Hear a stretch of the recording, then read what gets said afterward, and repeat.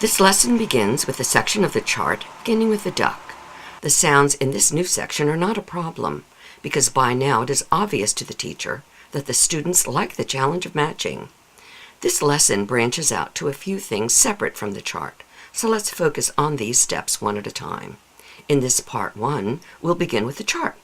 The students certainly know the sounds of the individual letters used here, but when these particular letters are joined together, things change. The CK in a word sounds like the sound at the end of duck.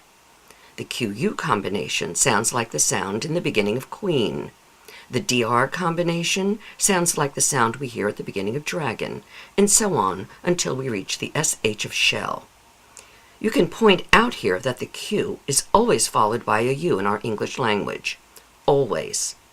Distribute page 18 and let's look at these sounds in words. We know how to do this by now. Let's look at the first word. Obviously, it has the SH sound, but we spoke of things hiding in words earlier, so ask the students, in addition to the SH rule in this word, what else could have been highlighted in red? What is another red rule that is sort of hiding there in the word? By now, they have become such good detectives that they will enthusiastically tell you that the E sound could have been red. It helps us pronounce the word. Sheep. Let's look at the next word. Certainly we know the new KN sound, but the vowel O is all alone in the word, and we know that rule. Yet it is not highlighted, but it could have been, and it helps us pronounce this word, not. We can certainly see the red CK in the word, but there is another red rule that is not highlighted, but it could have been the I. There is only one vowel, the I, which will be short like itch. So bouncing it all together, we have k, kick. Let's look at the last word. It has the obvious new red rule, ch, but what else can we recognize that is hiding in the word? Someone will certainly yell out cat, and upon closer inspection, someone else will notice at hiding within the word cat. Yelling isn't encouraged, but they get that excited when they know something. All of this word analysis was emphasized in the last lesson with the detective. So these are small things a student should be reminded to notice in the coming word lists. Remind them that we are learning more red rules, and the old ones will not always be read anymore. They must play detective and seek them out, because they are important for the pronunciation of the word. You will notice that the students are becoming more independent with this whole process, and many have already begun pronouncing new unknown words smoothly. It is important to point out that this precise decoding of words will help with the encoding of words, where they're expected to put these same pieces back together for spelling and written work. It is all connected. Begin introducing all 3 vocabulary lists. The teacher was encouraged at the beginning of this program to be creative and flexible with the lessons, depending on the students. We have been introducing the new word cards by rule. In keeping with that, begin with one sound at a time. Select all of the WH word cards from the 3 lists. Then all of the SH words, and so forth. Then draw in all of the remaining cards. Again, many old rules will also be included. The cards are numbered, and students enjoy being helpers to divide them up properly when finished.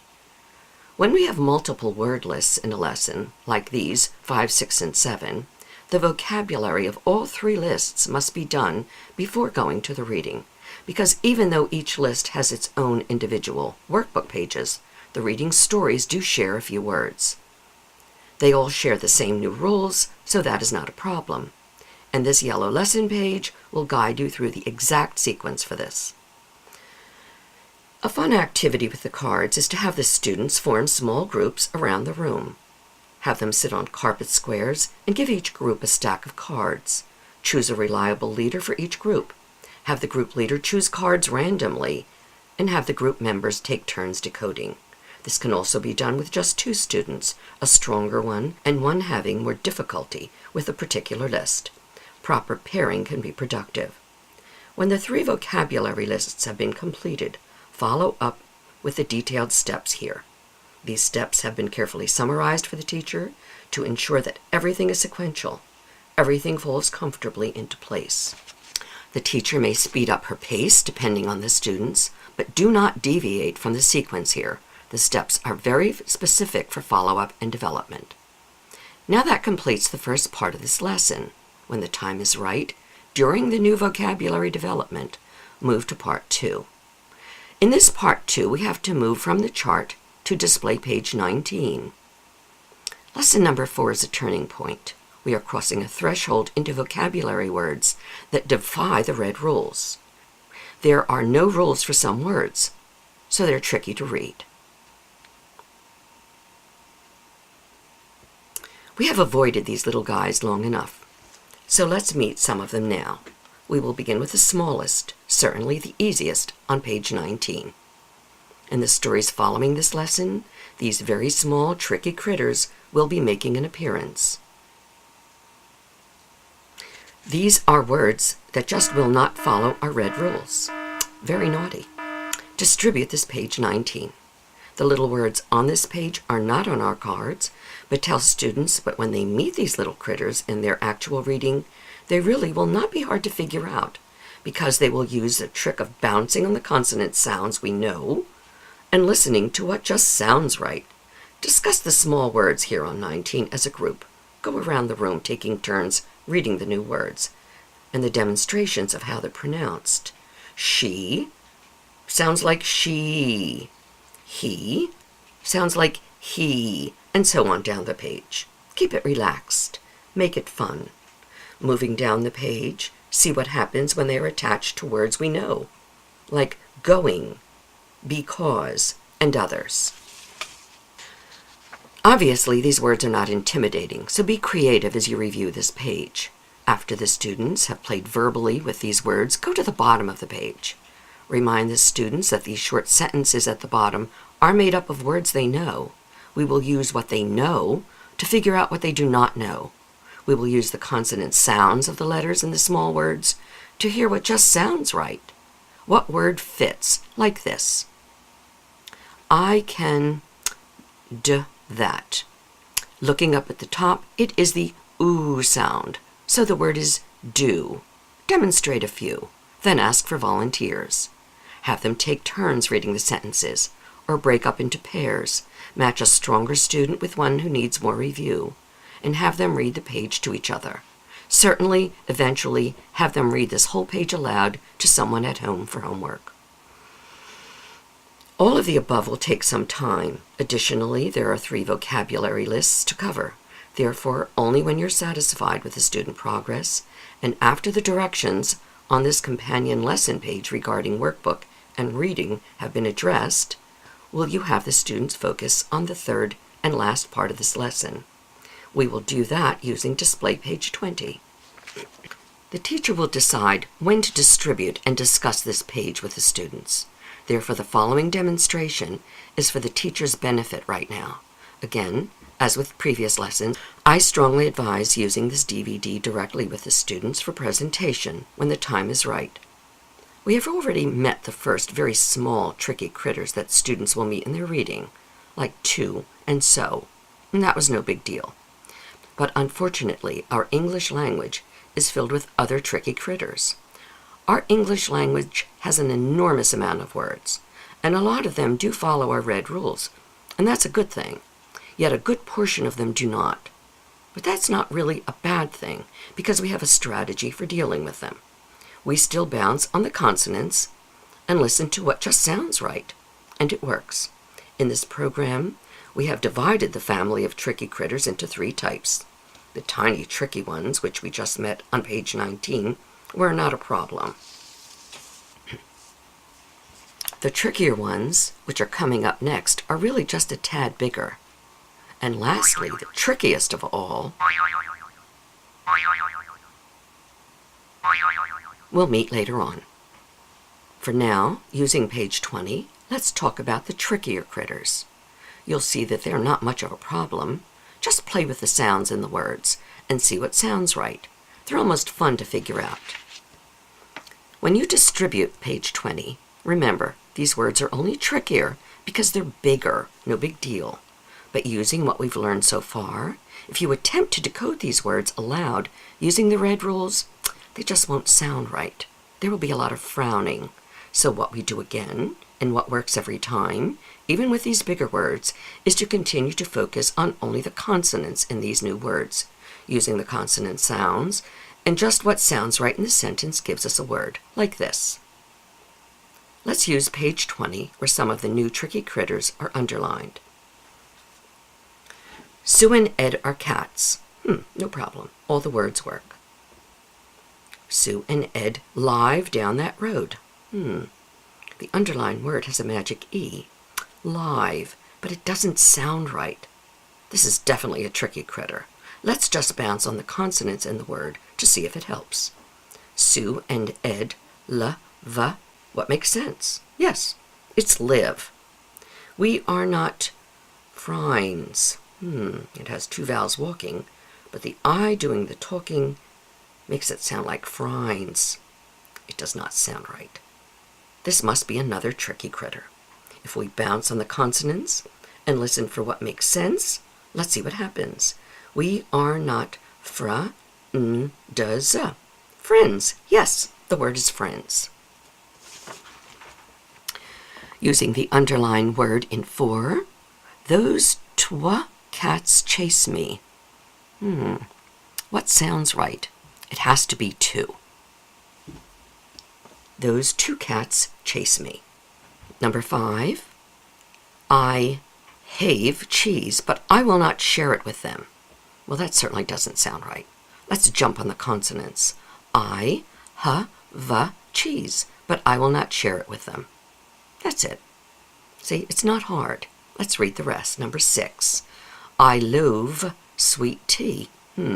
Using the magic E rule, it doesn't work. Let's bounce on the consonants. I love sweet tea. The only thing that makes sense is love. Number 7, I can turn the TV on and off. Off. What makes sense there? I can turn the TV on and off. That's the only thing that makes sense. Number 8, it is a lot of fun. It is a lot of fun. That's what makes sense. Number 9, it has been hot today. Well, that certainly is what the word looks like, but it doesn't sound right. Let's jump on the consonants. It has been hot today. Jumping on the consonants makes it work. It has been hot today. Number 10, let's just jump on the consonants of the underlined word. The big hog said oink. The big hog said oink. That's the only thing that makes sense. The hog was in his pen. The hog was in his pen. That's the only thing that makes sense. He has own pot for food.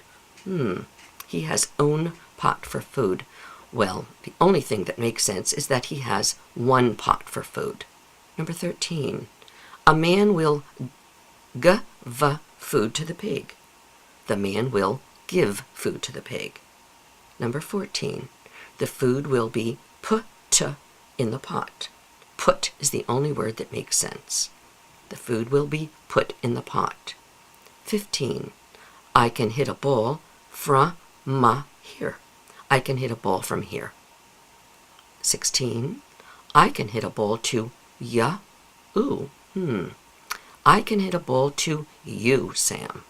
17, Ed can come here to play also. No, it has to be come. 18, Sue and Mary will be the too. It has to be there.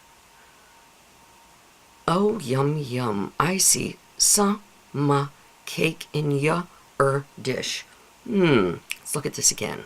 Well, oh, that's easy enough. Oh, yum, yum. I see some cake in your dish. It works. I see some cake in your dish. And 20, I came in first, so I won. That's all there is to it. You can hear what makes sense, and that's the way it's done. Use this method for any word that does not follow our red rules. These tricky critters and many more we will meet along the way, and they will gradually be included into our reading stories. In fact, some of the words that we just read on page 20 will appear in reading stories for word lists 6 and 7, so the students are now prepared to read those stories. Again, for the teacher's information, certainly more of the trickier critters will gradually be introduced into every reading story. Look at these pages 29 and 30 in the yellow instruction book. Here, on 29 and 30, we can see a lot of the most common tricky critters we use every day. Remind the students of that. We say these words every day as we speak. It is just that they're trickier to read. These words are not listed in any special order, but the teacher's story guide here will methodically list which ones will appear in each story, very organized. Therefore, using what we just did on 20, when new tricky critters are introduced in the future, they will appear here, and the teacher will write the new word on the board. Give the students a sentence orally, leaving out the necessary word, the new tricky critter. Have the students study the word, then ask for a volunteer to use the method of bouncing on the consonant sounds to figure it out. Do this as each tricky critter is introduced to be used in the new reading story. Actually, it is so important when acquainting the students with this bouncing consonant method that they understand that it's acceptable to make a mistake. They really must try the word out to hear what it's going to sound like. Sometimes they just start giggling and laughing at the silly words that they first come up with, but the truth is, it is usually not far off the mark. And just saying the word aloud, even incorrectly, will immediately alert the students to what the word really is.